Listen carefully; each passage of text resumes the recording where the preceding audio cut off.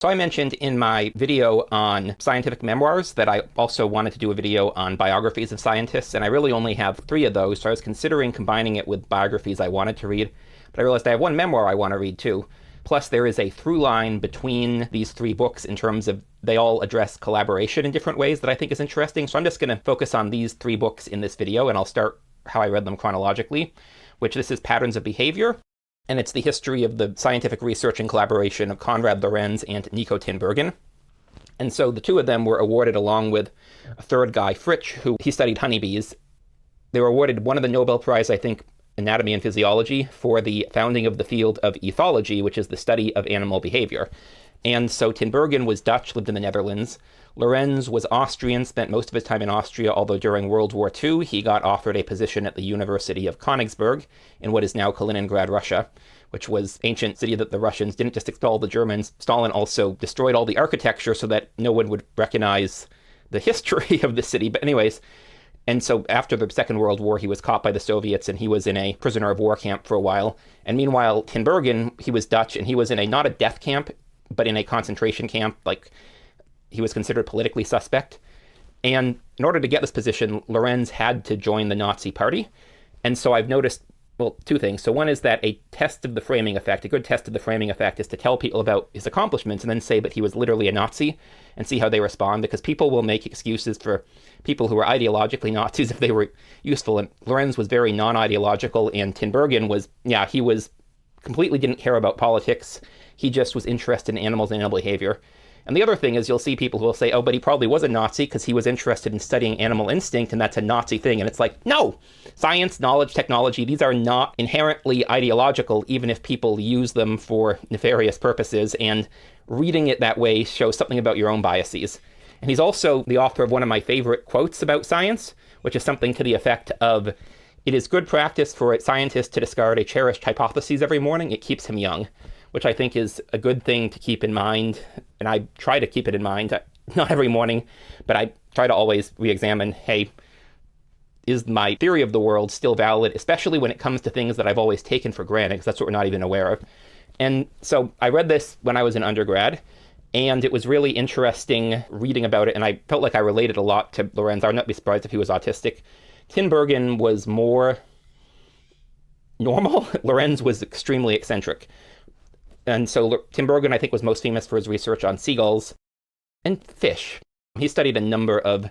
And then Lorenz was most famous for his work on crows, and he wrote this great book, King Solomon's Ring, which my father had a copy that I think is at my mother's house, so I don't have a copy. But I remember I read and I'm like, I wish I'd read this as a kid, because even though it's written for adults, it's like, I feel like it's a good book for kids to read, and I would have loved it when I was younger, because there's experiments about how to keep bugs and stuff, like wild animals, and observe them. And so anyways, so these 2 developed the field of ethology along with Fritsch. They met a few times, but they mostly corresponded because they lived never close together.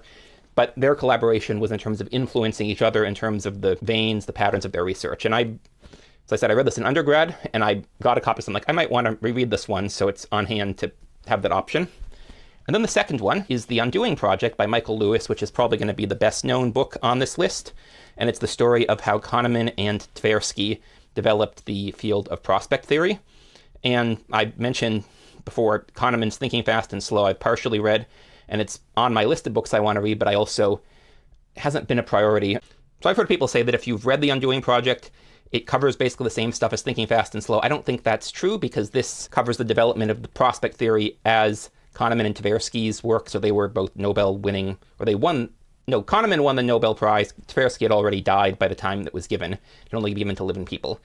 So this covers the development of prospect theory from what Kahneman and Tversky did. And then Thinking Fast and Slow covers how the field has developed with other people after sort of the peak of their collaboration after they died. And they worked much more closely together than Lorenz and Tinbergen did. And they would talk about, we don't really know, it isn't either of us coming up with this stuff. It's us coming up with it together in a way that neither of us could alone. And if you don't know what prospect theory is, I just mentioned the framing effect with respect to Konrad Lorenz, and telling people after what he did, tell him he's literally a Nazi and see how they respond. And they did this with quantitative stuff, and one of the things they discovered is that, so if you frame things in terms of risk of loss, people tend to try to take high risks to avoid loss if they've already lost a little bit, but they will be risk averse if there's a little bit of loss. And then with gains, people tend to be risk-seeking for small gains and risk-averse for high gains, basically. And they've number of phenomenon about this. And I've realized I've always tended to I reframe stuff like this multiple times. I'm not saying I'm not susceptible to it, but I am saying I will run these, when people give me numbers like that, I'll frame them multiple ways, and I've always done that. Anyways, so prospect theory is interesting. This is a readable book, and I've heard other people say that Lewis is more readable than Kahneman, although again, I think they are covering different things. But if you want a book introduction to prospect theory, I guess either of them would probably work.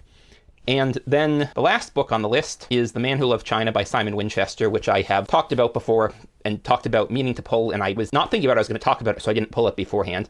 And this is sort of a biography of Joseph Needham, but it's the story of how he began his work, Science and Civilization in China, which is a massive work where most of the older volumes are already out of print and quite expensive, and they're still putting out new ones based on his notes.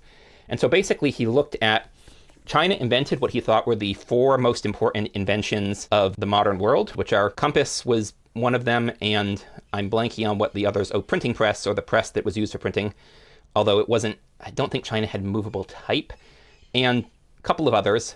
And he's like, these are some of the most important inventions that made the Western world, so why did China not develop a technological civilization the way that Europe did? And he devoted the rest of his life to looking into this. And the reason he got interested in this question is because he met a Chinese woman, Lu Guizhen, who he fell in love with, and he got interested in her home country and became obsessed with this. And unfortunately, she was his mistress, and the book insists that his wife was apparently fine with this. So at least she was outwardly fine. I don't know how actually fine with it she was, but falling in love with this Chinese woman inspired him to get interested in China, and he went to China during World War II, where he was officially supposed to help the Chinese continue their own research and science education. But he was there mostly trying to investigate what was going on technologically, scientifically, in Chinese history, and what things were invented that never got used and why it wasn't implemented. And so I have actually a copy of the shorter Science Civilization in China, which I could have pulled it. I kept it right next to this one, but I didn't, which is a summary of, I think it's the first book or the first 2 volumes in the series.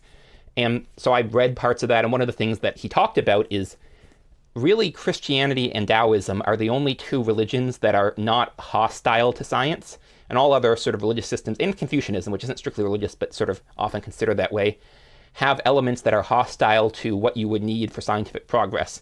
And so that was one of the things that perplexed me, is the Chinese have Taoism, and Taoists are interested in making predictions and investigating, testing them, seeing if they work, which is sort of foundational to science.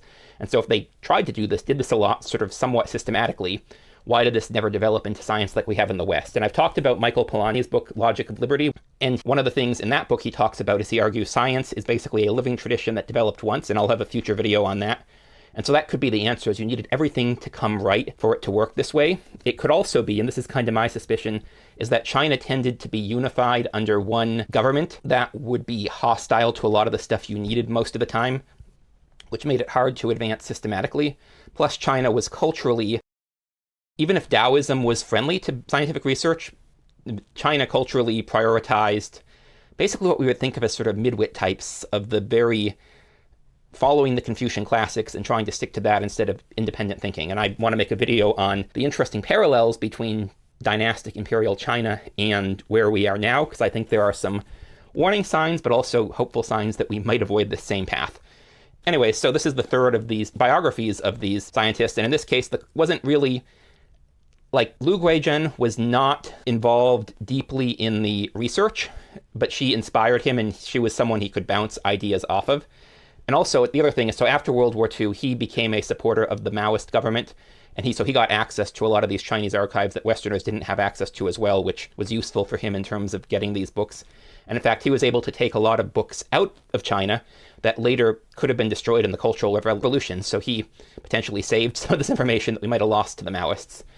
And then, as with many Westerners who supported the Maoists, he had a bit of a falling out, but then eventually sort of reconciled with them.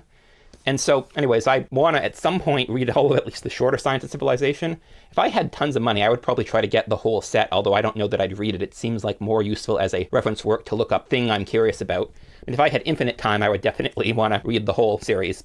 Anyway, so these were the 3 books, the one about Lorenz and Tinbergen, The Patterns of Behavior, The Undoing Project, and then Simon Winchester, The Man Who Loved China, about Joseph Needham, and sort of his inspiration to do this, inspired by Lu Guijin, the Chinese woman he was in love with.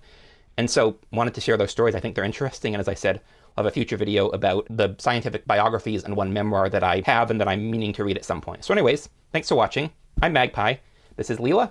I'll see y'all in the next one.